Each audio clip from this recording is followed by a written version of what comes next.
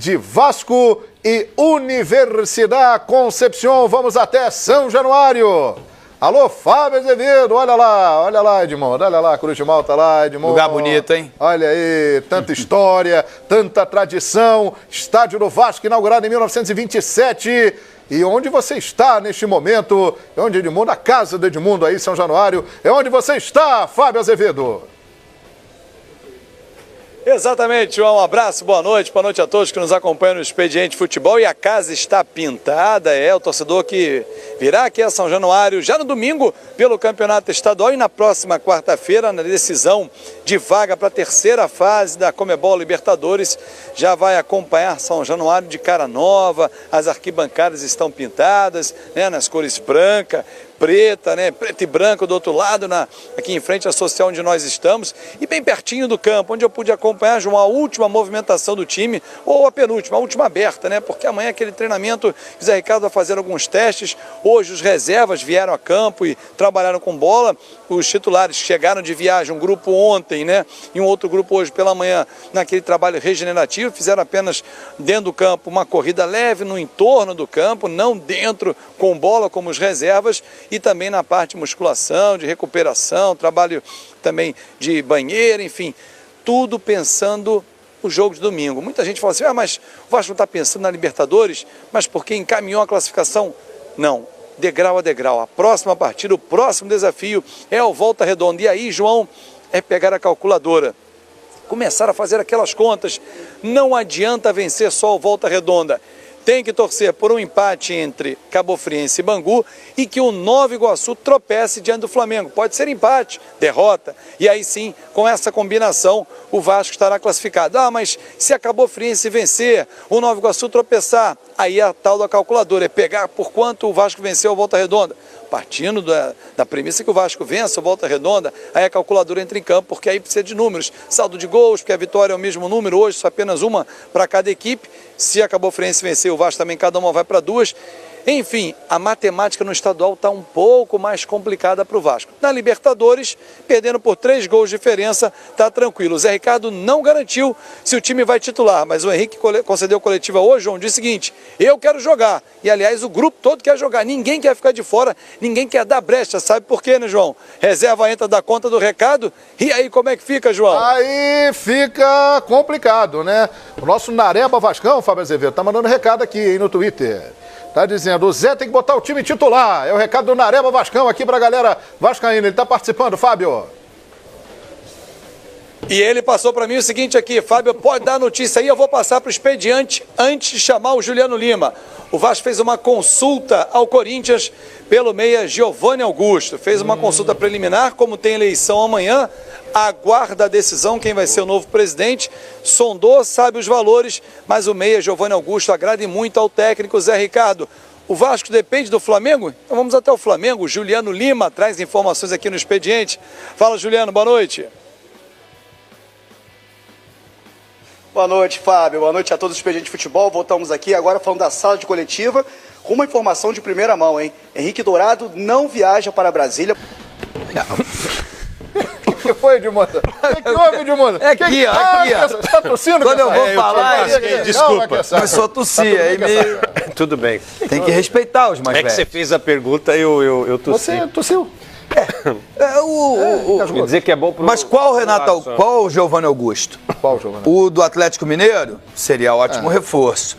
O do Corinthians, eu praticamente confesso que não vi jogar. Acho que o melhor primeiro que eu não vejo o Corinthians todo domingo. E, enfim. Acho que o melhor... E ele não tem jogado. O do Figueirense foi o melhor de todos, Giovanni Augusto. O melhor de todos? O melhor Giovanni Augusto que eu vi foi o do Figueirense. O do Figueirense que fez o primeiro gol na Arena... Na abertura antes da Copa do Mundo, Sabe qual contra o mesmo A gente tem que estabelecer o seguinte termo de comparação. Quem joga hoje no Vasco da Gama numa função que o Giovanni Augusto pode fazer? Quem, Eugênio? O Wagner. Entendeu? O Giovanni é melhor que o Wagner. É verdade também. Ponto. É melhor que o Wagner? Eu acho que essa questão é melhor que o Wagner. O Wagner foi mal no jogo de quarta-feira pela Libertadores contra a Universidade Concepción. Porque ele é um jogador que tem que voltar para marcar, não sabe marcar. Todas as vezes que o time chileno jogou em cima do Wagner, criou situações de risco para a defesa do Vasco e no aspecto ofensivo não participou de nenhum lance interessante. Então, assim, se o Wagner é titular no time do Vasco, cabe o Giovanni Augusto no Vasco. Se essa é a comparação, o Giovanni entra como uma luva no time do Vasco. Agora, no time do Corinthians, ele teve muitas oportunidades. O time do Corinthians é diferente, é uma outra realidade. Mas no time do A realidade Corinthians, hoje é outra. Mas no time do Corinthians, as poucas vezes que vi o Giovanni Augusto atuar, ele atuou como o lado direito, né? Então, E ali tem o Wagner. Paulinho, né? Onde jogou o Wagner. O Paulinho começou pela esquerda. Só foi pra direita depois que entrou o Rildo. Sim, Quem sim. fechou a direita foi o Edmundo, Wagner. eu vi alguns jogos dele, poucos, é verdade. Fazendo as duas funções, ele foi mal. Tanto fechando pelo meio como... O Wagner. Não. Ou o Giovanni Augusto. Giovanni Augusto. No Corinthians, tá? Não, Mas eu fico com essa análise do Eugênio. Pro Vasco da Gama, nesse momento... E o que tem de real, o Giovanni O Vasco contratou o Thiago Galhardo, gente. poderia agregar alguma coisa, mas Thiago não, Galhardo entrou e jogou e deu passe pra gol. Mas não o Giovanni do Corinthians, mas o Giovanni... O Giovanni Augusto, do que vai Galo, entrar do e com a Figueirense. capacidade que ele tem, acho que agrega ao elenco do Vasco. A informação, Savoia, que temos aqui no Rio de Janeiro é de que o Giovanni Augusto não estaria muito disposto a sair do Corinthians. É verdade. Ele não foi inscrito no Campeonato Paulista e não tem feito boas... Aliás, não tem nem jogado, né? O último jogo que ele fez alguma coisa foi a vitória contra o Atlético Paranaense. Um gol que ele foi... Dizem que ele foi cruzar, acertou o gol, fez o gol. Mas o problema foi um do gol Giovanni importante, Augusto é o Savoia. seguinte... Foi um gol importante no jogo de decisão, reta final do Campeonato Brasileiro. Contra o Atlético Mineiro e o Corinthians foi campeão também graças àquele gol. Sim. Mas é muito pouco, né? É muito pouco. É pouco, O que eu tenho, a impressão que eu tenho do Giovanni Augusto, que ele tanto faz como tanto fez ser titular, ser jogador importante, ficar no banco. Acho que esse tipo de jogador, ele tem potencial. Custou muito caro, custou 31 milhões, né? Segundo um cálculo que me passaram aqui, mais 4 anos de contrato. Eu acho que custou muito caro e não está rendendo nada para o Corinthians. Prejuízo, contratação ruim, como tantas e tantas contratações ruins que o Corinthians fez. Algumas boas, mas muitas ruins, muitas. Nilmar, Pato, Giovanni Augusto, olha, e várias contratações. O que falta é ambição. Eu acho que o Giovanni Augusto tinha que ter mais ambição, querer jogar, querer ser titular. Eu sinto o Giovanni Augusto meio frio.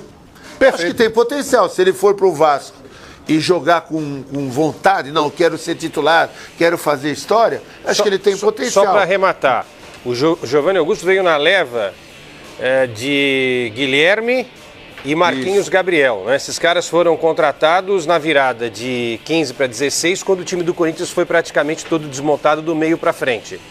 Nenhum deles, o Guilherme hoje está no Atlético Paranaense, o Giovanni é esse que a gente está analisando. E o Marquinhos Gabriel? E o Marquinhos Gabriel na mira do Santos, mas o Carille não quer liberar o Marquinhos Gabriel, porque entende que ele pode ser importante em alguns momentos na equipe do Corinthians. Melhorou, né, foi o que jogou melhor passado no Corinthians até agora. Fez um belo gol, fez algumas boas partidas na reta final do campeonato. Já que estamos falando do Corinthians, vamos abrir espaço então a fiel